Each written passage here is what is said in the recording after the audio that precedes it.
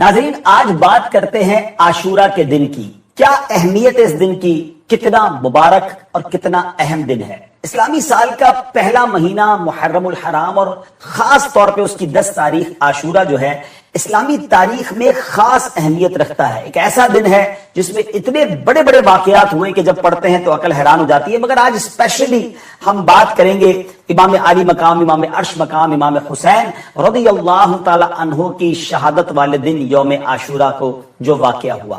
عاشورہ کے دن کے بارے میں نبی پاک علیہ الصلوۃ والسلام کا فرمان کیا ہے؟ میرے آقا علیہ الصلوۃ والسلام نے خود اس دن کا روزہ رکھا اور صحابہ کرام علیہ رضوان کو بھی اس دن روزہ رکھنے کا حکم ارشاد فرمایا. بلکہ اسلام سے قبل بھی لوگ اس دن کی تعظیم کرتے تھے، ادب و احترام کی وجہ سے اس دن کا روزہ رکھا کرتے تھے. ہمیں بھی چاہیے کہ عاشورہ کا روزہ رکھیں. اب عاشورے کے دن ہم نے کیا کیا کام کرنے ہیں؟ آج یوں سمجھیے کہ کچھ عاشورہ کی عبادت کے بارے میں بات کرتے ہیں.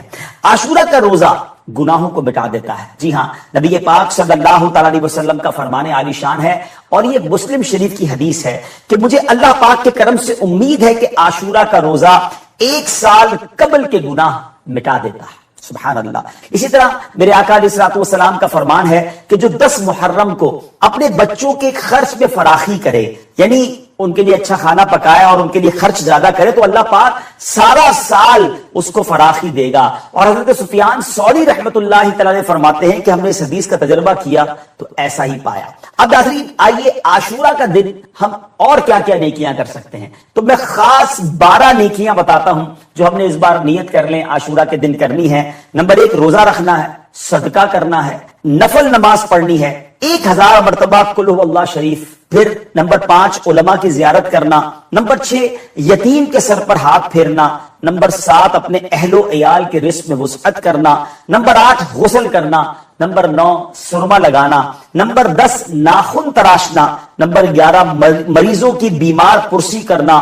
اور نمبر 12، دشمنوں سے ملاپ یعنی صلح و صفائی کرنا. تو یہ 12 نیک کام ہم نے انشاءاللہ عاشورہ کے دن کوشش کر کے کرنے ہیں اور شہدائے کربلا کو ایصال ثواب بھی کرنا ہے. وہ کس طرح ہوگا کہ عاشورہ کے دن نواسۂ رسول جگر گوشائے بطول امام علی مقام، امام عرش مقام، امام حسین رضی اللہ تعالی عنہ نے اپنے رفقا کے ہمراہ جو گلشن اسلام کی آبیاری کے لیے اپنے جانوں کی قربانی دی، ہمیں اس دن شہدائے کربلا کے ایصال ثواب کے لیے قرآن خوانی، ذکر و درود اور نظر و نیاز کا بھی اہتمام کرنا چاہیے. مجھ پر ایک بار درود پاک پڑھتا ہے، اللہ کریم اس پر اپنی 10 رحمتیں نازل فرماتا ہے. جو کوئی مجھ پر 10 بار درود پاک پڑھے، رب کریم اس پر 100 رحمتیں نازل فرماتا ہے. اور جو کوئی 100 بار درود پاک پڑھے، اس کی دونوں آنکھوں کے درمیان یہ لکھ دیا جاتا ہے کہ یہ بندہ نفاق اور دوزخ کی آگ سے بری ہے. اب بتائیے 100 بار درود پاک پڑھنے میں وقت ہی کتنا لگتا ہے. ہم اپنا بہت سارا وقت فضول باتوں میں، بعض اوقات موبائل فون پر گزار دیتے ہیں. اگر یہ وقت بچا کر ہم اس کو درود پاک میں صرف کر لیں. ہم سبھی تو چاہتے ہیں ہم پر رحمت الہی نازل ہو، ہم سبھی تو چاہتے ہیں ہم مصیبتوں سے بچے رہیں. کان صحابہ اور اہل بیت اس دن کو امام علی مقام، امام عرش مقام، امام حسین اور ان کے رفقا کے ساتھ جو ظلم کی داستان ہوئی کربلا کے میدان میں، اس بنا پر اسے یاد رکھتے ہیں. مگر اس کے علاوہ بھی اس دن بہت بڑے بڑے واقعات ہوئے. اگر میں یہ کہوں کہ حضرت آدم علیہ الصلوۃ والسلام سے لے کر آج تک جتنے بڑے واقعات 10 محرم کو ہوئے ہیں، شاید کسی اور دن نہیں ہوئے. آئیے میں اب اس کو کچھ تھوڑا سا آپ کے سامنے ایکسپلین کرتا ہوں، آپ کے سامنے بیان کرتا ہوں، تو آپ کو اندازہ ہو کہ یہ کتنا مبارک دن ہے. حضرت آدم علیہ السلام، ہم سب آدمی کہلاتے ہیں نا. آدمی کیوں کہلاتے ہیں؟ حضرت آدم کی اولاد ہونے کی وجہ سے. حضرت آدم کی پیدائش کب ہوئی؟ یعنی جب سے بنی نوع انسان کا سلسلہ شروع ہوا، وہ حضرت آدم سے شروع ہوا. تو حضرت آدم کی پیدائش کا جو دن تھا وہ 10 محرم الحرام کا دن تھا. دا برتھ ڈے آف سیدنا آدم علیہ نبینا علیہ السلام وہ کیا تھی؟ وہ 10 محرم الحرام. حضرت آدم کو جو جنت میں داخل کیا گیا وہ بھی 10 محرم الحرام کا دن تھا. حضرت آدم علیہ السلام کی زندگی کا ایک اور بڑا اہم دن تھا کہ جب آپ کی توبہ قبول کی گئی. تو حضرت آدم کی توبہ کے قبول ہونے والا دن بھی 10 محرم الحرام کا دن تھا. اچھا آگے چلتے ہیں. ہم کہتے ہیں جناب دنیا میں کون سی چیز کب بنی, بڑی بات ہوتی ہے اس پر, انوینشنز پر بات ہوتی ہے, ایجادات پر بات ہوتی ہے. کائنات کی اہم ترین چیزیں زمین, آسمان, سورج, چاند, ستارے, اچھا پھر عرش, کرسی, جنت, یہ سب کے سب جو بنائے گئے یہ 10 محرم الحرام کو ہی بنائے گئے. اب سوچئے کتنا اہم دن ہے. اچھا اور آگے چلتے ہیں. حضرت ابراہیم علیہ نبینا علیہ السلام یہ خلیل اللہ ہیں اور اپنے بعد تمام نبیوں کے والد ہیں, کیونکہ آپ ہی کی نسل سے بعد میں اس کے بعد سارے انبیاء گزرے. حضرت ابراہیم کا یوم ولادت بھی, ان کی پیدائش کا دن بھی 10 محرم الحرام ہے. اچھا پھر حضرت ابراہیم کے ساتھ ایک واقعہ ہوا تھا کہ جب آپ کو آگ میں ڈالا جا رہا تھا اور آپ کے لیے اس آگ کو گلزار بنا دیا گیا, یہ جو آگ گلزار میں تبدیل ہوئی نا, یہ دن بھی 10 محرم الحرام کا دن تھا. اچھا پھر آگے چلتے ہیں. حضرت موسیٰ علیہ نبینا علیہ السلام کلیم اللہ ہے. آپ کی زندگی کا وہ تاریخی دن جبکہ بہت تکلیف دی فرعون کے لوگوں نے اور فرعون نے, مگر آپ کو اور آپ کی قوم کو نجات کیسے ملی تھی کہ دریائے نیل سے آپ تو نکل گئے, دریا نے راستہ دے دیا, مگر فرعون اپنے ساتھیوں کے ساتھ دریائے نیل میں غرق ہوا. یہ جو فرعون سے نجات ملی, فرعون غرق ہوا, یہ دن بھی 10 محرم الحرام کا دن تھا. اور آگے چلتے ہیں. حضرت عیسیٰ روح اللہ علیہ نبینا علیہ السلام, ان کی پیدائش کا دن بھی, ڈیٹ آف برتھ 10 محرم الحرام. حضرت عیسیٰ علیہ السلام کو جو آسمانوں پر اٹھایا گیا, یہ دن بھی 10 محرم الحرام. اسی طرح حضرت نوح علیہ السلام, طوفان نوح آپ نے سنا ہوگا کہ جب ساری دنیا میں پانی تھا, کوئی بچا نہیں, صرف ایک کشتی تھی جس میں 80 کے قریب لوگ تھے, باقی ساری دنیا کے لوگ ڈوب گئے تھے. وہ کشتی گھومتی رہی اور جب جا کر کوہ جودی پر جا کر کنارے لگی تو وہ دن بھی عاشورے کا دن یعنی 10 محرم الحرام کا دن تھا. حضرت سلیمان علیہ السلام کو بڑی بادشاہت ملی, آسمان و زمین اور جناب ہواؤں پر اور جانوروں پر اور پتہ نہیں کتنی چیزوں پر آپ کو حکومت ملی, اتنی بڑی بادشاہت, مگر آپ کو جو یہ ملک عظیم عطا کیا گیا یہ بھی دن تھا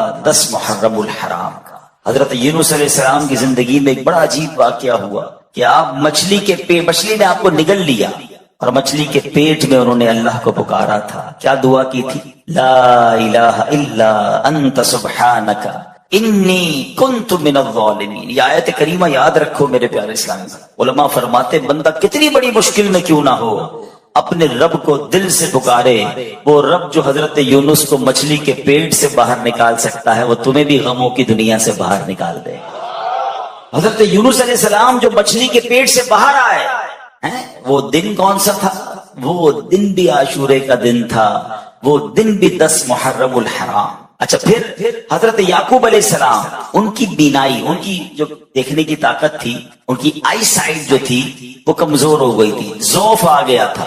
اللہ نے اس بینائی کے ضعف کو, اس بینائی کی کمزوری کو جو دور کیا, وہ جو دن تھا وہ بھی 10 محرم الحرام کا تھا.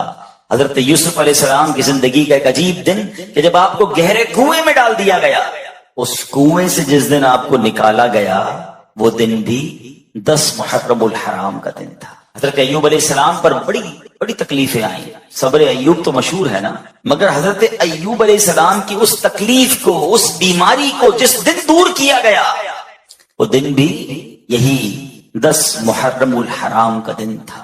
آسمان سے سب سے پہلی بارش, یہ جو بارش ہے نا, یہ میری اور آپ کی زندگی کا سبب ہے. اس پانی سے ہی تو ہم یوں سمجھے کہ ہماری لائف لائن ہے, مگر یہ آسمان سے جو پہلی بارش آئی وہ دن بھی 10 محرم الحرام کا دن تھا. یہ وہ دن ہے کہ پچھلی امتوں میں جس کا روزہ بڑا مشہور تھا, بلکہ کچھ روایت ایسی بھی ملتی ہیں کہ رمضان کا روزہ فرض ہونے سے پہلے عاشورے کا روزہ فرض تھا, پھر منسوخ کر دیا گیا, پھر رمضان کا روزے فرض ہوئے.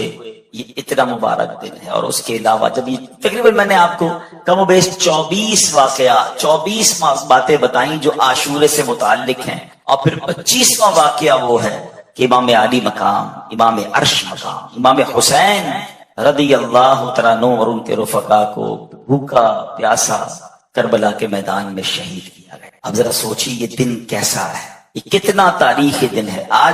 آج کے دن میں پتہ ہے ہم نے دعا کیسے مانگنی ہے اللہ کی بارگاہ میں, التجا کیسے کرنی ہے کہ اللہ تو نے آج کے دن حضرت آدم کی توبہ کو قبول کیا ہے، اللہ میری توبہ بھی قبول فرما دے، مجھے بھی سچی توبہ عطا فرما۔ اے حضرت یوسف کو اندھیرے کنویں سے نکالنے والے، مجھے بھی گناہوں کی ظلمت سے نکال کر نیکیوں کے نور میں داخل فرما دے۔ اے حضرت یونس کو مچھلی کے پیٹ سے نجات دینے والے، اے اللہ مجھے بھی غموں کی اور مصیبتوں کی تکلیف سے باہر نکال دے۔ اے رب، جو تو نے عاشورہ کے دن حضرت موسیٰ کو اور ان کے رفقا کو دریائے نیل میں راستہ عطا کیا، اے اللہ مجھے بھی نیکی کے راستے پہ چلا دے، مجھے بھی گناہوں کے سمندر سے پار لگا دے اور میری بھی کشتی جو ہے وہ کنارے لگ جائے۔ اے رب کریم، جو تو نے حضرت نوح کی کشتی کو عاشورہ کے دن کنارے لگا دیا، اے اللہ ہماری کشتی بھی کنارے لگا دے، ہمارا سفر بھی جو ہے وہ خیر سے عافیت سے پورا ہو جائے اور دنیا سے جائیں تو ایمان سلامت لے کر اس دنیا سے اپنی قبر میں جائے۔ آج تو مانگنے کا دن ہے، آج تو کرم نوازی کا دن ہے۔ امام حسین اور ان کے رفقا کا وسیلہ پیش کر کے، شہدائے کربلا کی بات کر کے اللہ کی بارگاہ میں التجا کریں کہ اللہ ان قربانیوں کا واسطہ ہمیں بھی اپنے دین کی خاطر قبول فرمائے، ہمیں بھی مخلص مبلغ بنا دے۔ اللہ ہم سے بھی کوئی ایسی خدمت لے دے کہ ہم بھی تیرے دین کی خاطر کچھ ایسا کر جائیں کہ جب قیامت کے دن امام حسین سے ملاقات ہو تو ہم بھی عرض کر سکیں کہ حضور اپنے حصے کا چراغ جلا کر آیا ہوں، میں بھی آپ کے نانا جان کے دین کی کوئی خدمت کر کے آیا۔ سوچو میرے پیارے اسلامی، اتنا مبارک، تو ایک تو میں نے بتانا تھا کہ عاشورہ کا دن کتنا مبارک دن، عبادت میں، دعاؤں میں، التجاؤں میں اور ان عظیم واقعات کی یادوں میں گزارے۔ اب آتے امام حسین رضی اللہ عنہ کا مرتبہ۔ میں صرف 2-3 باتیں جو میسج جو باتیں سیکھنی ہیں ہم کو اس واقعے سے وہ عرض کرنے کی کوشش کرتا ہوں۔ امام حسین رضی اللہ عنہ کوئی عام شخصیت نہیں ہے، ہر صحابی کا مرتبہ بہت ہی اعلیٰ ہے۔ اگر حسنین کریمین کی تو بات ہی نرالی ہے نا۔ نبی پاک علیہ الصلوۃ والسلام فرماتے یہ جنت کے نوجوانوں کے سردار ہیں۔ حسنین کریمین کے بارے میں نبی پاک فرماتے دونوں میرے پھول ہیں۔ آقا علیہ الصلوۃ والسلام صرف پھول فرماتے نہیں بلکہ پھولوں کی طرح انہیں سونگھا بھی کرتے تھے، انہیں چوما بھی کرتے تھے۔ انہوں نے نبی پاک کے کاندھوں پر سواری کی ہے۔ امام حسین رضی اللہ تعالیٰ کو راکب دوش مصطفیٰ کہا جاتا ہے، یعنی نبی پاک کے کاندھوں پر سواری کرنے والا۔ اللہ اکبر۔ آقا علیہ الصلوۃ والسلام فرماتے ہیں حسین مجھ سے ہے اور میں حسین سے۔ کیسا پیار ہے، کیسی محبت ہے۔ ہمارے یہاں جب کسی بچے کی ولادت ہوتی ہے نا تو ہم کسی بزرگ کو، کسی مولوی صاحب کو، کسی کوشش کرتے نیک بندے کو ڈھونڈے جو کان میں اذان بھی دے دے اور تحنیک یعنی گٹی دے دے، کوئی کھجور کھلا دے، کوئی شہد چٹا دے۔ اچھی بات ہے، اچھی ابتدا ہوتی ہے، چلے کسی نیک بندے کا جھوٹا جو ہے ہمارے بچے کے منہ میں چلا جائے۔ مگر آپ کو پتا ہے امام حسین کی سٹارٹ کیسے ہوئی ہے، ان کی ابتدا کیسے ہوئی ہے؟ ایک تو امام حسین پیدا ہی مدینہ منورہ میں ہوئے اور پھر سب سے پہلی خوراک انہیں کیا ملی؟ نبی پاک نے اپنی گود میں دیا۔ اچھا سرور کائنات علیہ الصلوۃ والسلام نے انہیں کوئی کھجور یا شہد نہیں چٹایا، پیارے آقا نے اپنی زبان مبارک امام حسین کے منہ میں دے دی۔ آئے ہائے، ذرا سوچو تو صحیح، پہلی خوراک ہی لعاب مصطفیٰ ہے۔ نبی پاک کا مبارک لعاب جو ہے وہ امام حسین کی پہلی خوراک ہے۔ پہلی انہوں نے ان کی کانوں نے پتہ پہلی آواز کیا سنی ہے؟ ہم کہتے ہیں کسی بزرگ سے اذان دلوا دو، اللہ اکبر۔ امام حسین کی قسمت پر ہماری جانیں قربان، ان کے کانوں میں پہلی آواز جو آتی ہے وہ آواز کیا ہے؟ اللہ اکبر، اللہ اکبر۔ یعنی اللہ رب العالمین کا نام ہے مگر آواز رحمت للعالمین کی ہے۔ اے خوراک بھی ابتدا کیسی ہے، آواز بھی کیسی ہے۔ نبی پاک کی گود میں پلے ہیں، بہت پیار۔ مگر ایک بار ایک صحابیہ نے دیکھا کہ پیارے آقا علیہ السلام کی گود میں امام حسین ہیں اور نبی پاک کی آنکھوں میں آنسو ہیں، آنسوؤں کی جھڑی لگی۔ صحابیہ نے کہا حضور آپ رو رہے ہیں، خیریت تو ہے؟ نبی پاک نے فرمایا جس کا مضمون ہے کہ ابھی ابھی جبریل امین میرے پاس آئے اور جبریل نے کہا کہ یا رسول اللہ صلی اللہ علیہ وسلم آپ کی امت آپ کے نواسے کو شہید کر دے اور مجھے جو مقتل کی مٹی ہے یعنی جہاں امام حسین شہید کیے جائیں گے نا اس جگہ کی مٹی بھی دکھائی گئی۔ نبی پاک کو بچپن میں ہی بتا دیا گیا تھا کہ امام حسین شہید کیے جائیں۔ اچھا ایک بار مولا علی شیر خدا جو والد ہیں امام حسین وہ کہیں کربلا کے قریب سے راستے میں مقام جنگ صفین کے دوران جا رہے تھے، جب فرات کا کنارہ آیا، کربلا کا مقام آیا، تو حضرت مولا علی نے یہ بھی بتا دیا کہ یہاں شہداء کے خیمے بندھیں گے، یہاں ان کے جو جسم اقدس ہیں شہید ہونے کے بعد ان کے بدن یہاں پر ہوں گے۔ ایک ایک چیز مولا علی کو معلوم تھی کہ کس طرح شہید کیے جائیں۔ اب ایک بڑا ریلیونٹ کوسچن ہے، بڑا کمال کا سوال ہے کہ جناب نبی پاک کو بھی پتا ہے، مولا علی کو بھی پتا ہے، دیگر صحابہ کو بھی پتا ہے، یعنی مدینہ منورہ میں یہ خبر مشہور تھی کہ نواسہ رسول جو ہیں یہ ایک وقت ایسا آئے گا جس میں شہید کر دیے جائیں گے۔ اب پیارے آقا کا مرتبہ یہ ہے کہ نبی پاک علیہ الصلوۃ والسلام تو اللہ کی بارگاہ میں ہاتھ اٹھائیں تو سورج واپس پلٹ آتا ہے، آپ اشارہ کریں تو چاند کے 2 ٹکڑے ہو جاتے ہیں۔ بڑے بڑے پرابلم لے کر صحابہ آتے تھے اور آقا علیہ الصلوۃ والسلام دعا فرماتے، ان کی مشکل آسان ہو جاتی تھی۔ ٹوٹی پنڈلی لاتے تھے، نبی پاک پنڈلی جوڑ دیتے، نکلی آنکھ لاتے تھے، میرے آقا لعاب دہن لگا کر آنکھ واپس لگاتے تو آنکھ روشن ہو جایا کرتی۔ ارے کون سا معاملہ تھا جو صحابہ نبی پاک سے عرض نہ کرتے؟ صحابہ کا یہ عقیدہ تھا کہ واہ کیا جود و کرم ہے، شہ بطحا تیرا نہیں سنتا ہی نہیں مانگنے والا تیرا۔ مگر سوال یہ ہے کہ نبی پاک نے دعا کیوں نہیں کی کہ یا اللہ حسین سے مجھے بڑی محبت ہے، میرا نواسہ ہے، اے اللہ میں اس سے بہت پیار کرتا ہوں، اس سے کربلا کا امتحان ٹال دے، اے اللہ اس سے شہید ہونے سے بچا لے، اے اللہ اس پر ظلم ہونے سے بچا لے۔ نبی پاک نے تو دعا نہیں کی۔ اچھا مولا علی آ جاتے کہ یا رسول اللہ آپ کو حسین سے بڑا پیار ہے، آپ اس کے لیے دعا کر دیں۔ ارے ماں تو اور بچے سے پیار کرتی ہے نا، بی بی فاطمہ خاتون جنت رضی اللہ تعالیٰ عنہا عرض کرتی کہ بابا جان حسین کے لیے دعا کر دیں کہ اللہ وہ امتحان ٹال دے۔ کسی نے بھی دعا نہیں کی، کیوں؟ یہ بڑا سوال بنتا ہے نا۔ ایوری بڈی نو، سب کو پتا تھا، مگر دعا نہیں ہو رہی ہے۔ اس کا مطلب کیا تھا کہ سب کو معلوم تھا مگر سب امتحان کے لیے تیار تھے، سب اپنے بچے کو پال رہے تھے مگر اس امتحان کے لیے تیار کر رہے تھے۔ اللہ اکبر، یہ بات سیکھنی ہے کربلا کے اس واقعے سے۔ ہر بار عاشورہ آتا ہے، ہر بار ہم جناب واقعہ کربلا سنتے، فرق کیا آتا ہے ہمارے اندر؟ آج یہ میسج لے کر جاؤ کہ زباں پر شکوے رنجو علم لایا نہیں کرتے، زباں پر شکوے رنجو علم لایا نہیں کرتے، نبی کے نام لیوا غم سے گھبرایا نہیں کرتے۔ مشکلیں آئیں گی، پریشانیاں آئیں گی، زندگی کی جو گاڑی ہے نا وہ مسائل کے پہیوں پہ چلتی ہے۔ ہاں بیماریاں بھی آئیں گی، قرضہ بھی آ جائے گا، اور یہ بات ایسا نہیں کہ میں کہہ رہا ہوں، یہ تو قرآن نے اناؤنسمنٹ کیا ہوا ہے۔ ہمارا ایک اور پرابلم ہے نا، ہم قرآن پڑھتے نہیں ہیں، اور پڑھے تو سمجھتے نہیں ہیں، ورنہ قرآن پاک نے تو واضح اعلان کیا گیا ہے۔ کیا فرمایا قرآن نے؟ وَلَنَبْلُوَنَّكُمْ بِشَيْءٍ مِّنَ الْخَوْفِ وَالْجُوعِ وَنَقْصٍ مِّنَ الْأَمْوَالِ وَالْأَنفُسِ وَالثَّمَرَاتِ وَبَشِّرِ الصَّابِرِينَ الذين اذا اصابتهم مصيبه قالوا انا لله وانا اليه راجعون۔ قرآن نے تو پہلے سے لسٹ بھی دے دی ہے، وَلَنَبْلُوَنَّكُمْ، ہم ان قریب تمہیں آزمائیں گے۔ کن کن چیزوں سے وہ لسٹ بھی دے دی، من الخوف والجوع، خوف، تمہیں خوف آئے گا، دشمنیاں ہو جاتی ہیں نا، بعض اوقات ڈر لگ رہا ہوتا ہے، خوف بھی آئے گا، جو بھوک آئے گی، تنگی ہو جائے گی۔ آج کل کئی لوگ کہتے ہیں مہنگائی ہے، پورا نہیں ہو رہا، کھانا پراپر نہیں مل رہا، یہ آزمائش قرآن نے پہلے بتایا آئے گی۔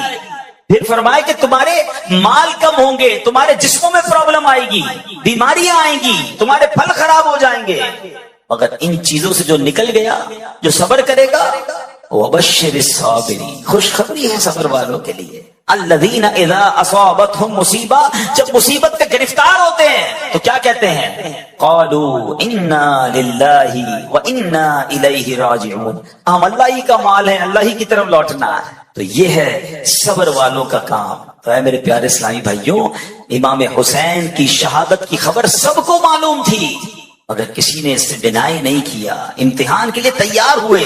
آج ہم پر چھوٹا سا امتحان آ جائے، کوئی بیماری آ جائے، سر میں درد پورے علاقے کو پتا ہے، پیٹ میں درد پورے محلے کو پتا ہے، تھوڑا سا نقصان ہو گیا پوری مارکیٹ کو پتا ہے، سب کو بتانا ہے۔ اچھا ایک تو بتانا نہیں ہے، بعض اوقات تو انداز بھی بڑا عجیب و غریب، کمپلین والا، پتہ نہیں کیا ہو گیا، میری مشکلیں ختم ہی نہیں ہوتی ہیں، میرا قصور کیا ہے مجھے پتا نہیں۔ ارے صحابہ قصور ہو کر اب کہتے کہ قصور پتا نہیں، صبر کدھر گیا؟ کیا معاذ اللہ کربلا والوں کا کوئی قصور تھا؟ ارے اللہ والے آزمائے جاتے ہیں، ہمیں تو تیار ہو جانا چاہیے کہ ریڈی ہو جاؤ، امتحان آ گیا ہے اور اب مجھے فیل نہیں ہونا ہے، مجھے پاس ہونا ہے۔ اچھا باتیں تو ہم سارے ہی کرتے ہیں صبر کی، کچھ لوگ ہوتے ہیں پورے علاقے کو پورے شہر کو بتا دیا اور اب کہتے ہیں بس بھائی کیا کروں، اب تو صبر ہی کر رہا ہوں۔ اب آپ صبر نہیں کر رہے، آپ نے بے صبری کر دی، آپ کا ثواب چلا گیا جناب۔ مزہ یہ ہے کہ میں جانوں میرا رب جانے، کسی کو پتا بھی نہ چلے۔ صبر جمیل کی تعریف بھی یہی ہے کہ بندہ مصیبت میں ہو اور سامنے والے کو پتہ ہی نہ چلے کہ اس کو کتنا بڑا دکھ ہے، نہ چہرے سے پتہ چلے نہ انداز سے پتہ چلے۔ بہت سارے کربلا کے میدان سے، اس پورے واقعے سے قدم قدم پر ہمارے لیے پیغام۔ جب یہ مارکا ہونے لگا تھا، امام حسین کربلا کے قریب پہنچ گئے، تو سب سے پہلے جنہوں نے انٹرسپٹ کیا، جنہوں نے روکا، وہ تھے حضرت حر۔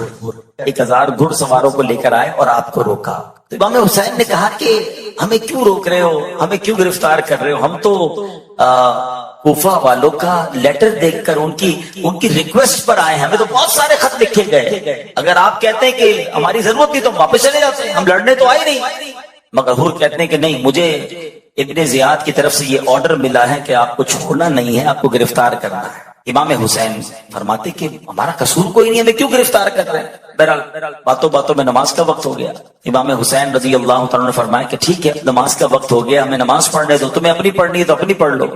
حضرت حر کے دل میں اہل بیت سے محبت تھی، نرمی بھی تھی، کہ نہیں نماز تو ہم آپ کے پیچھے ہی پڑھیں گے۔ تو امام حسین نے امامت کرائی اور ان لوگوں نے نماز بھی امام حسین کے پیچھے پڑھی۔ لیکن ہوا یہ کہ ایک وقت ایسا آیا کہ پھر پیچھے سے لشکر اور آ گیا، بڑی ڈیٹیل ہے اس کی۔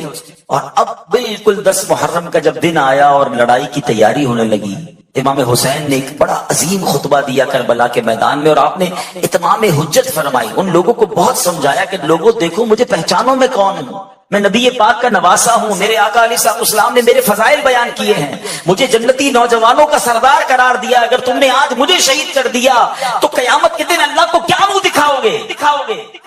ایسا ظلم نہ کرو، میں لڑنے نہیں آیا، مجھے اگر آج بھی راستہ دے دو میں واپس چلا جاؤں گا۔ یعنی آپ نے آخری اب تک کوشش کی کہ لڑائی نہ ہو، مقابلہ نہ ہو، قتل و غارت گری نہ ہو، لیکن دلوں پر ایک ایسی لالچ طاری تھی، آنکھوں پر ایک ایسا پردہ تھا جو کسی کو بات ہی سمجھ نہیں آ رہی تھی۔ مگر حضرت حر کی کیفیت بدلنے لگی۔ آپ یزیدی لشکر میں تھے، آپ کے ہاتھ بھی کانپنے لگے، پیر بھی کانپنے لگے، کب کبھی طاری ہو۔ حضرت حر کا ایک دوست تھا، ساتھی تھا، کہتا اے حر تمہیں کیا ہو گیا؟ تم تو بڑے سپہ سالار، بڑے جری بہادر، بڑے بڑے تم نے مقابلے کیے، آج تم یہ 72 کا لشکر سامنے دیکھ کر ڈر گئے ہو کیا؟ تمہیں سمجھ نہیں آ رہی تمہیں ہو کیا گیا؟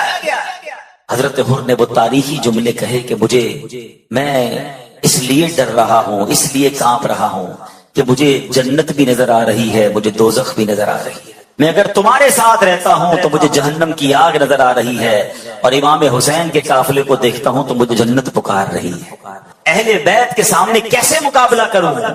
اسی کشمکش میں تھے کہ آخر جوش ایمانی نے جوش دکھایا، اپنے گھوڑے کو انہوں نے زور لگایا اور گھوڑا دوڑاتے دوڑاتے یزید کے لشکر سے نکل کر امام حسین کے قدموں میں آ گئے اور کہتے حضور میری پہلی غلطی معاف فرما دیجئے، جو میں نے آپ کو روکا تھا، اب اجازت دیجئے، میں آپ کے قدموں پر اپنی جان قربان کرنا چاہتا ہوں۔ حضرت حر یہ جانتے تھے کہ 72 کا لشکر ہے، سامنے 22,000 ہیں، یہاں شہادت ہی ملنی ہے، مگر یہاں کی شہادت جو ہے وہ حقیقی زندگی ہے، میں اگر اہل بیت کے قدموں پر قربان ہو گیا تو یہی میری مغفرت کا ذریعہ ہوگا۔ اور ایسا ہی ہوا کہ اب امام حسین کی طرف سے لڑتے لڑتے آپ یزیدی لشکر کے ساتھ لڑتے لڑتے دنیا سے چلے گئے، آپ شہید ہو گئے، مگر آج آپ کا مزار بھی ہے، اور جب بھی حضرت حر کا ذکر کیا جاتا ہے ادب کے ساتھ اور رضی اللہ تعالیٰ عنہ کہہ کر ذکر کیا جاتا ہے، اللہ اکبر۔ حضرت حر نے یہ ثابت کیا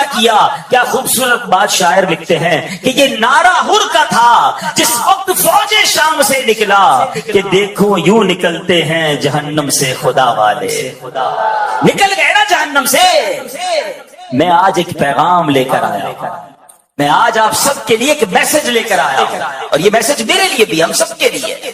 حضرت حر نے ڈیسیشن لیا، فیصلہ لیا، دیر نہ کی، شاید سوچتے رہ جاتے، اور اگر یزیدی لشکر میں رہ جاتے تو آج کوئی نام لینے والا نہ ہوتا، مگر وہ شاندار فیصلہ تھا، وہ ڈیسیژن تھا، وہ ہمت تھی۔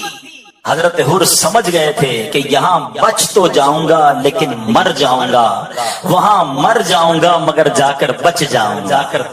امام حسین کے قدموں پہ قربان ہو گیا تو یہی زندگی ہے۔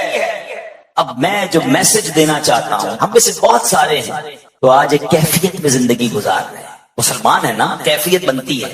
کوئی شراب پی رہا ہے، اسے پتا ہے میں غلط کر رہا ہوں، چھوڑ دوں؟ نہیں یار، چھوڑوں گا تو مزہ ختم ہو جائے گا، دوستوں کی سنگت ختم ہو جائے گی۔ کوئی ہے جو جوا کھیلتا ہے، دل چاہتا ہے چھوڑ دوں، کبھی کبھی خیال بھی آتا ہے، مگر کہتا ہے چھوڑ دوں گا تو اس کا مزہ چلا جائے گا۔ کوئی ہے جو حرام کما رہا ہے، سود کا کاروبار، رشوت کا کاروبار، چوری کر رہا ہے، ڈکیتی ڈال رہا ہے، لوگوں کی چیزوں پر قبضے کر رہا ہے، دھوکے دے رہا ہے۔ کبھی کبھی دل میں خیال آتا ہے چھوڑ دوں، ارے چھوڑ دوں گا تو کاروبار کیسے چلے گا، پیسے کم ہو جائیں گے۔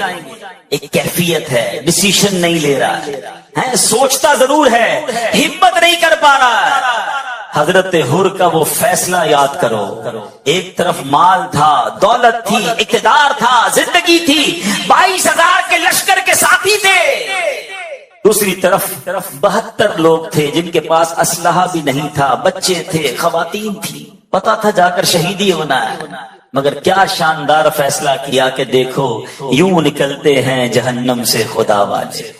وہ فیصلہ، وہ کربلا کا دن، یقیناً یہ آج کا ہی دن تھا۔ 10 محرم الحرام حضرت حر نے فیصلہ کیا۔ میں آج ہر اس اسلامی بھائی کو پیغام دے رہا ہوں جو فیصلے میں رکا ہوا ہے، میں حرام چھوڑوں کہ نہ چھوڑوں، میں شراب چھوڑوں کہ نہ چھوڑوں، میں غلط کام چھوڑوں کہ نہ چھوڑوں، میں بدکاری کر رہا ہوں، اس غلطی عادت سے نکلوں کہ نہ نکلوں۔ اگر حسینی ہونا، اگر واقعی پنجتن کے غلام ہو، ارے آج سے بہتر دن تمہیں کون سا ملے گا فیصلہ کرنے کا؟ آؤ آج نیت کر لو، آج یقین کرو، تم نیت کر لو، تم بری محفل چھوڑ کر قدم تو بڑھاؤ اللہ کی رحمت کی طرف، ارے حرام روزی چھوڑ کر تم حلال کی طرف قدم تو بڑھاؤ۔ اگر تم حرام کا ایک دروازہ بند کرو گے، اللہ رحمت سے تم پر حلال کے کئی دروازے کھول دے۔ تم برے دوستوں کی محفلوں، شراب، جوئے، بدکاری کی کاموں کو چھوڑو تو صحیح، دیکھو اللہ تمہاری زندگی میں کیسی برکتیں ڈال دے گا۔ حضرت حر کے اس فیصلے کو آج یاد کرو، ہمیں بھی جہنم کے ان کاموں سے نکل کر حسینی قافلے کی طرف قدم بڑھانا ہے۔ ارے حسینی قافلے والے نمازی تھے، حسینی قافلے والے تلاوت کرتے تھے، وہ لوگ تو اللہ کی عبادت کرتے تھے، وہ رنگ رلیاں منانے والے، وہ ناچ گانے والے، وہ شراب پینے والے نہیں تھے۔ ارے ہاں یہ کام تو یزیدی کرتے تھے۔ ایک طرف تو میں کہوں میں پنجتن کا غلام ہوں، دوسری طرف بری محفلوں میں، گندے کاموں میں ملوث۔ شراب پینے والا پنجتن کا غلام کیسے ہو سکتا ہے؟ نشہ کرنے والا امام حسین کا غلام کیسے ہو سکتا ہے؟ بدکاری کرنے والا، جوا کھیلنے والا، گندی باتیں کرنے والا، جھوٹ بولنے والا نہیں، حسینی ایسا نہیں ہوتا۔ ارے اگر پنجتن سے محبت ہے تو پریکٹیکل اس کا ثبوت دو۔ امام حسین رضی اللہ عنہ کو پتہ عبادت سے کتنی محبت تھی۔ حضرت عباس رضی اللہ عنہ سے یہ جو لڑائی ہے، یہ جو معرکہ ہے، کیا ایک دن ڈیلے ہو سکتا ہے؟ کیا مجھے ایک رات مل سکتی ہے؟ وہ رات کیا کرنا تھا؟ کوئی وصیت لکھنی تھی، کوئی فیملی کے ساتھ ٹائم گزارنا تھا۔ امام حسین کہتے ہیں میں چاہتا ہوں ایک رات جی بھر کے رب کی عبادت کر لوں، کچھ سجدے کر لوں، کچھ تلاوت کر لوں، کچھ ذکر کر لوں۔ آئے ہائے، یہ ہے حسینی طریقہ۔ اے میرے پیارے اسلامی بھائی، 9 محرم اور 10 محرم کی جو درمیانی رات تھی نا، حسینی خیموں میں تلاوت تھی، ذکر تھا، دعائیں تھی، اور یزیدی خیموں میں ناچ تھا، گانے تھے، شراب تھے۔ اب میں اور آپ سوچیں ہماری راتیں کیسے گزرتی ہیں۔ مبارک ہو اسے جو عشاء پڑھ کر باوضو، کبھی کبھی تو صلاۃ التوبہ بھی پڑھ کر، سورہ ملک پڑھ کر سوتا ہے کہ میں سو جاؤں یا مصطفیٰ کہتے کہتے، کھلے آنکھ صلی اللہ کہتے کہتے۔ بہت اچھی رات ہے تمہاری، تمہارا یہ انداز، یہ حسینی طریقہ ہے۔ مگر وہ شخص جو رات گندی چیزیں دیکھ کر، فلمیں ڈرامے دیکھ کر، معاذ اللہ شراب پی کر، بے حیا دوستوں میں بیٹھ کر، اور عشاء بھی نہیں پڑھی، سویا تو فجر بھی نہیں پڑھی، کیا یہ یزیدی طریقہ نہیں؟ آؤ میرے پیارے اسلامی بھائی، اگر واقعی محبت ہے نا پنجتن پاک سے، اور یہ محبت ہمارے ایمان کا تقاضا ہے، نبی پاک فرماتے ہیں اللہ کی بارگاہ میں عرض کرتے ہیں کہ یا اللہ میں ان سے محبت، حسین سے محبت کرتا ہوں، حسن سے محبت کرتا ہوں، جو ان سے محبت کرے مولا تو بھی ان سے محبت فرما۔ تو ان سے محبت تو ہمارے ایمان کا تقاضا ہے۔ تو آؤ نیت کریں، جس کی پکی سچی نیت بنتی ہو نا، پکی سچی، وہ نیت کریں، ہاتھ اٹھائے کہ انشاءاللہ آج کے بعد ہماری کوئی نماز قضا نہیں ہوگی۔ اگر کوئی حرام روزی کما رہا ہے، میرا کوئی بھائی شراب پی رہا ہے، میرا کوئی بھائی نشہ کر رہا ہے، اگر کوئی بھائی غلط کاموں میں ملوث ہے، ارے تمہیں سب پتا ہے تم کیا غلط کر رہے ہو، مجھے بھی پتا ہے، آواز نیت کر لیتے ہیں کہ اگر پنجتن پاک سے محبت ہے۔ اب یہاں بہت خوبصورت باتیں ہمیں سیکھنی ہیں کہ صبر اور نماز سے مدد مانگو۔ قرآن ہمیں راستہ بتا رہا ہے کہ آپ کو ہیلپ چاہیے تو صبر اور نماز کے ذریعے آپ نے ہیلپ لینی ہے۔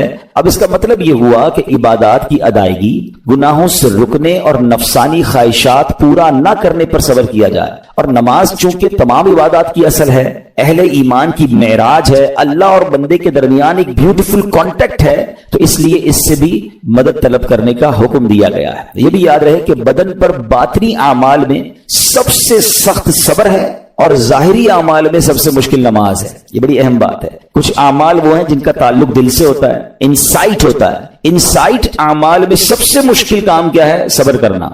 اور ظاہری عبادتوں میں، جسمانی عبادتوں میں سب سے مشکل کام کیا ہے؟ نماز پڑھنا۔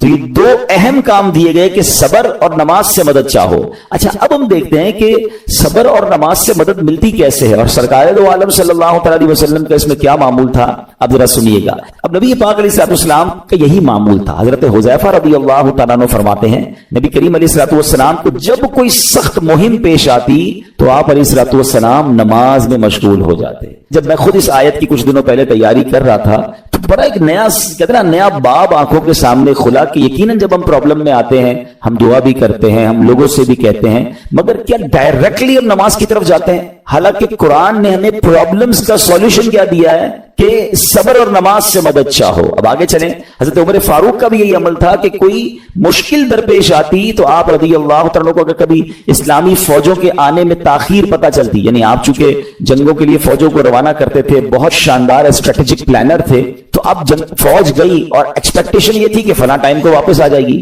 اس زمانے میں ٹیلی فون تو تھا نہیں، انٹرنیٹ تو تھا نہیں کہ لوکیشن شیئر ہو جائے گی، یہ کال آ جائے گی کہ سر ہم یہاں رکے ہوئے ہیں۔ اب ٹائم ہو جاتا اور فوج واپس نہ آتی نا، تو آپ اب اس کو کیا کرتے کہ اب پتہ تو نہیں کیا ہوا، ان کے ساتھ خیریت سے آ جائیں، تو آپ نماز میں مشغول ہو جاتے، نماز کے لیے کھڑے ہو جاتے۔ اب کیا ہمارے ساتھ کبھی ایسا ہوتا ہے کہ ہمارا بچہ کہیں گیا ہے، اس کی خبر نہیں آ رہی، یا کوئی چیز ہماری آنی ہے ابھی تک پہنچی نہیں ہے، یا کوئی اچھی نیوز نہیں آ رہی ہے، تو ہم کیا اس کے لیے نماز کی طرف جاتے ہیں؟ یہ نبی پاک کا ہمیشہ معمول رہا۔ حضرت عبداللہ بن محمد حنفیہ رحمۃ اللہ تعالی فرماتے ہیں کہ میں اور میرے والد ایک انصاری رشتہ دار کے پاس عیادت کرنے گئے۔ جب نماز کا وقت ہوا تو انہوں نے اپنے اہل خانہ میں سے کسی کو پکارا کہ اے لڑکی، وضو کا پانی لے آؤ اور ہمارے لیے نماز میں راحت پہنچاؤ، نماز پڑھ کر میں راحت پاؤں، جلدی سے وضو کا پانی لے آؤ۔ تو کہتے ہیں ہم نے ان انصاری شخصیت کے الفاظ پر بڑا تعجب کیا کہ نماز سے راحت کیسے ملتی ہے؟ تو انہوں نے کہا میں نے نبی پاک علیہ الصلوۃ والسلام کو فرماتے سنا ہے، اے بلال کھڑے ہو اور ہمیں نماز کے ذریعے راحت پہنچاؤ۔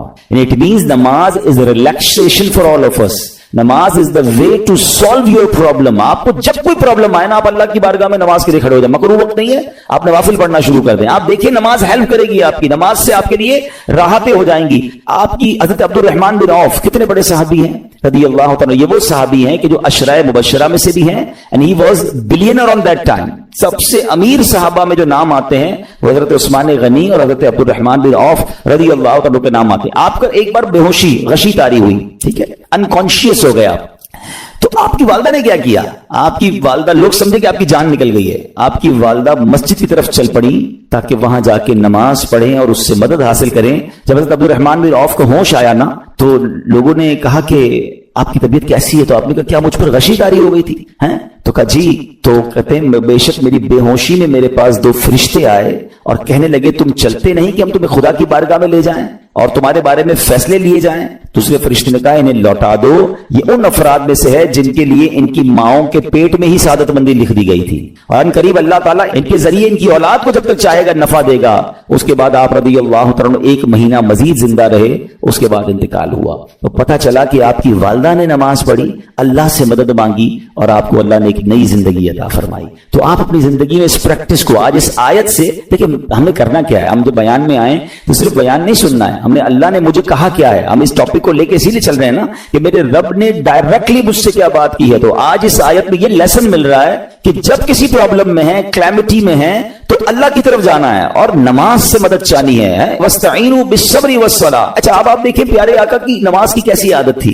بادل گرجتے تھے, آندھی چلتی تھی, ہے کسی بری خبر کی اطلاع آ رہی ہوتی تھی, نبی پاک نماز کی طرف چلے جاتے. اچھا مجھے بتائیں نماز استسقاء کیا ہے؟ بارش نہیں ہو رہی ہے, پیارے آقا نماز پڑھا رہے ہیں. سورج گہن ہو رہا ہے, نبی پاک نماز پڑھا رہے ہیں. چاند گہن ہو رہا ہے, پیارے آقا نماز کی طرف. یعنی کس قدر اللہ کی طرف رجوع ہے. And whenever anything bad happen یا گوئنگ ٹو بیڈ ہیپن, ہونے والی لگ رہی ہے, کچھ بڑا ہونے والا ہے. ہمیں بھی تو خبریں آ رہی ہوتی ہے نا کہ بھائی کل بہت شدید بارش ہوگی, اللہ نہ کرے کوئی اور بری خبر ایکسپیکٹیشن ہے. آپ کو کاروبار میں کوئی ایسی خبر آنے کا ڈر ہے, یا آپ کی کوئی شپمنٹ جاری ہے, واٹ ایور آپ چاہتے ہیں ہر چیز بہتر ہو جائے. قرآن نے فارمولا دیا نا, وَاسْتَعِينُوا بِالصَّبْرِ وَالصَّلَاةِ. اللہ نے ڈائریکٹلی مجھے اور آپ کو کہا ہے. تو from now on words make your practice کہ میں نے انشاءاللہ نماز سے مدد لینی ہے. اور آپ اپنی آنکھوں سے دیکھیں گے اور آپ اللہ سے عرض بھی کریں کہ اللہ تو نہیں قرآن میں کہا ہے مدد لے, میں نے کھڑا ہو گیا نماز کے لیے. تو نماز سے آپ نے مدد لینی ہے. اچھا اب اس کے بعد آیت کا جو سیکنڈ پارٹ ہے کہ صبر سے مدد لینی ہے. اور آگے کیا فرمایا؟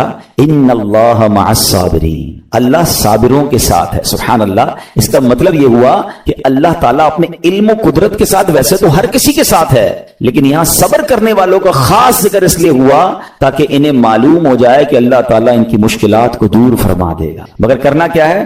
صبر کرنا ہے. اچھا اب صبر کے بارے میں دو باتیں بڑی اہم ہیں کہ صبر نارملی ہم جب بھی صبر کے بارے میں سنتے ہیں تو صبر ہم کہتے ہیں یار تکلیف آئی ہے صبر کرو. یقیناً یہ بھی صبر ہے, مگر صبر کی ایک اور قسم بھی ہے جو اس سے بھی سپیریئر ہے, جو اس سے بھی افضل ہے. اور وہ کیا ہے؟ گناہ کے لیے دل چاہے, حرام کے لیے دل چاہے, نفسانی خواہشات برا کام کروانا چاہ رہی ہیں اور بندہ اس پر صبر کرے. یہ صبر جو ہے نا یہ شریعت کو اور محمود ہے اور بڑا افضل ہے کہ انسان کو جی چاہے کہ فلاں گناہ کرنا ہے مگر وہ اس پر صبر کرے. اور دوسرا صبر وہی ہے جو ہم جانتے ہیں کہ کوئی مصیبت آ جائے, کوئی آفت آ جائے, کوئی ہمارا اللہ نہ کرے کسی سے لڑائی ہو جائے, ہمارے ہمیں کو برا بھلا کہے, ہم اسے معاف کر دیں, صبر کریں. یا جسمانی تکلیف ہے, کاروبار میں پرابلم ہے, ہم اللہ کی رضا پر راضی رہیں. تو یہ دو قسم کے صبر ہیں. اور جب کوئی بندہ صبر کرتا ہے نا تو قرآن و حدیث اور بزرگان دین کے اقوال سے میں آپ اس کے 10 فائدے بتانا چاہتا ہوں. میں کہتا جاؤں گا, آپ اللہ کے ذکر کی نیت سے سبحان اللہ بھی کہتے رہیں, جنت میں درخت بھی لگاتے رہیں. ٹھیک ہے. اللہ تعالیٰ صبر کرنے والوں کے ساتھ ہے. صبر کرنے والے کو اس کے عمل سے اچھا اجر ملے گا, صبر کرنے والے کو بے حساب اجر ملے گا. صبر کرنے والوں کی جزا دیکھ کر قیامت کے لوگ حسرت کریں گے. صبر کرنے والے رب کریم کی طرف سے درود و ہدایت اور رحمت پاتے ہیں. صبر کرنے والے اللہ کو محبوب ہیں. صبر آدھا ایمان ہے. صبر جنت کے خزانوں میں سے ایک خزانہ ہے. صبر کرنے والے کی خطائیں مٹا دی جاتی ہیں اور صبر ہر بھلائی کی کنجی ہے. اب آتے ہیں ان دونوں صبر کو تھوڑا سا ڈیفائن کرتے ہیں. ایک نفسانی خواہشات, گناہ کا جی چاہتا ہے, کیونکہ نفس ہے نا وہ تو ہر وقت موج مستی چاہتا ہے, وہ تو ہر وقت چاہتا ہے جناب بس یہ بھی کام کر لوں وہ بھی کر لوں. اب مجھے یہ دیکھنا ہے کہ میرا یہ کام اللہ کو راضی کرے گا یا رب کو ناراض کر دے گا. لیکن جو نفسانی خواہشات پر صبر کرتا ہے نا, گناہ سے اپنے آپ کو بچاتا ہے. قرآن کیا کہتا ہے؟ وَأَمَّا مَنْ خَافَ مَقَامَ رَبِّهِ وَنَهَى النَّفْسَ عَنِ الْهَوَىٰ فَإِنَّ الْجَنَّةَ هِيَ الْمَأْوَىٰ. اور رہا وہ جو اپنے رب کے حضور کھڑے ہونے سے ڈرا اور نفس کو خواہش سے روکا تو بے شک جنت ہی اس کا ٹھکانہ ہے. دل چاہ رہا ہے, شیطان کہہ رہا ہے کر لے, کوئی دیکھنے والا نہیں ہے, علاقہ بھی چینج کر لیا, شہر بھی تبدیل ہو گیا, nobody here to watch you, مگر اللہ دیکھ رہا ہے. اچھا نارملی اگر غور کریں گناہ کرتے کیوں ہیں؟ جتنے بھی گناہ ہے واٹ ایور لسٹ آف گناہ اٹھائیے, کوئی شراب پیتا ہے, کوئی بدکاری کرتا ہے, معاذ اللہ کوئی جوا کھیلتا ہے, کوئی جناب بے حیائی کرتا ہے, گندی چیزیں دیکھتا ہے یا جھوٹ بولتا ہے, واٹ ایور, ان تمام گناہوں میں تھوڑی سی لذت ہے, ٹیسٹ. ٹھیک ہے. غیبت میں بھی ٹیسٹ ہے, بلکہ کتابوں میں آیا کہ غیبت میں شراب سے بھی زیادہ مزہ ہے, جبھی تو بندہ چھوڑتا نہیں ہے. اچھا لیکن تمام ٹیسٹ میں ایک بڑی اہم بات اب میں کہنے جا رہا ہوں. یہ بزرگ نے بڑی کمال کی ون لائنر ہمیں دے دیا ہے. وہ کہتے ہیں کبھی بھی لذت کے لیے گناہ مت کرنا, کیونکہ لذت ختم ہو جائے گی, گناہ کا جواب اور پنشمنٹ باقی رہ جائے گی. اب آپ اس فارمولے کو سامنے رکھیں کہ جب بھی ہم گناہ کرتے ہیں فیو منٹس یا فیو آورز کی ایک انجوائمنٹ ہے, आफ्टर दैट एंजॉयमेंट खत्म, मगर उसका जवाब बाकी है, अजाब बाकी है, अल्लाह ना करे अल्लाह नाराज हुआ तो पनिशमेंट बाकी है। तो क्या फरमाया, एंजॉयमेंट के लिए गुनाह मत करना, एंजॉयमेंट खत्म हो जाएगी, अजाब बाकी रह जाएगा। और अगला सेंटेंस कितना खूबसूरत है, फरमाते कभी भी तकलीफ की वजह से नेकी मत छोड़ना, तकलीफ खत्म हो जाएगी, अजर बाकी रह जाएगा। हैं? अब मिसाल देता हूं, इसके 2-3 एग्जाम्पल समझिए। गुनाह की एग्जाम्पल तो आप समझ गए कि कोई भी थोड़ी देर का गुनाह करता है, लज्जत पाता है, वो गुनाह खत्म, अजाब बाकी। अब नेकी में क्या होता है, फजर के लिए उठना है, नींद आ रही है, दिल नहीं चाह रहा, आप उठे, आपने वजू किया, फजर पढ़ा, वो उठने की तकलीफ तो खत्म हो गई ना, वापस सोना तो सो जाइए, मगर फजर का अजर और सवाब बाकी रह गया है। रमजान के रोजे डिफिकल्ट हैं, लेकिन इफ्तार के बाद तकलीफ खत्म हो जाती है, हम खाते पीते हैं, मौज करते हैं, मगर सवाब बाकी रह जाता है। कभी कभी आपको कोई मस्जिद में बुलाता है, यार चलो भाई बयान हो रहा है, इज्तिमा हो रहा है, कोई नेकी की बात हो रही है, नहीं यार दिल नहीं चाह रहा, आप आ गए, आधे 1 घंटा बैठे फिर चले गए, वो आपका जो टेंशन था या प्रेशर था वो खत्म हो गया, मगर सवाब बाकी रह गया। तो अब इस फार्मूले को याद रखिएगा, जब भी गुनाह आपकी तरफ आए ना, आप सोचे कितनी देर का फायदा है, 1 घंटा दोस्तों के साथ बैठूंगा, बुरी बातें करूंगा, 2 घंटे फिल्म देखूंगा, 2 ढाई 3 घंटे, बस उसके बाद जवाब तो बाकी है ना, कयामत तक अल्लाह को